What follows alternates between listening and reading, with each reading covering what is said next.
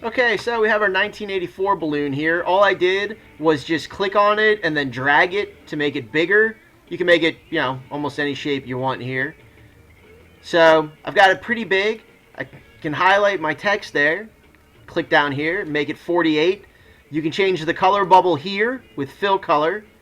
The outline around the bubble here, so you can change it to white, or you can change it to purple. And then you can change the text color. So you can make your text black, or I suggest black or white. The other colors are usually hard to see. From here, you go up and you click on rapid fire. All right, and it comes up with this little semicolon looking thing right here. Go ahead, get rid of that, and type in one of your main themes for 1984. Go ahead and start crafting your first plateau as it is. And for 1984, a key thing was reducing language. Okay, so I go ahead and make my bubble. It's reducing language. I move it down here, and then I'm going to click right here and drag the arrow to connect with the 1984 balloon.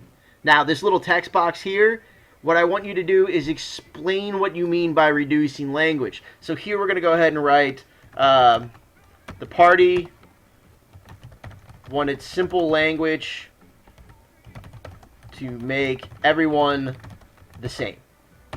Okay, and that's just a quick little explanation about why I put reducing language, why I put the party here. So, you go ahead and you fill in a couple more key ideas for 1984. You can use the ones we use from class. You can make your own, just any kind of central themes from 1984. And then you're going to place them all around your little guy here, your 1984. Okay, so I've gone ahead and I filled in a little bit for the project. I have my reducing language. I also put train children to love Big Brother and give the poor hope. And then, of course, I have my little blurb here. The party had the lottery to keep the poor occupied. Train the children to love Big Brother. But my colors are all wrong to go with my 1984, because this should also be color-coded. So what you're going to do is you click on your first bubble, and then you hold the Shift key down. It is imperative you hold the Shift key. And you go ahead and you click on your other balloons. From here, you can do just about anything you want, and it'll show up in all of them. So make your text white. Go ahead and make your bubbles red. You can keep the blue background, and let's go ahead and make the words a little bigger so you can actually see them. So we'll go 24. Notice how the balloons automatically go up to the proper size. You can also, if you really want to, make them all circles or, squares, however you want to do things. But just make sure that they're big enough to see and that they're pretty easy to see. Okay, from here you're going to click on your text box, your text boxes.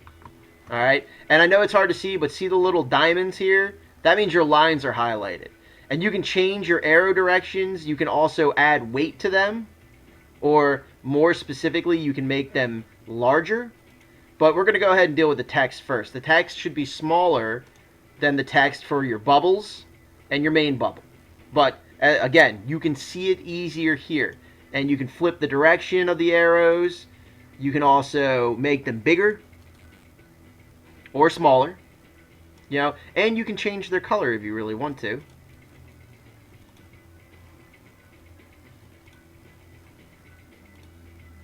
Uh-oh. Okay, so here's my 1984. And then the nice thing about this is that once you're done with 1984, you can scroll up and hit the close button on 1984. This button right here closes things up. But see, I have my arrows facing the wrong way. So what I need to do is click on my arrows, and I need to face them all the right direction. Holding down the Shift key, I click all my arrows. I click on arrow direction, and then I click in arrows. Notice how they change directions? That way now I can click on the 1984, and I can bring everything in and hide it.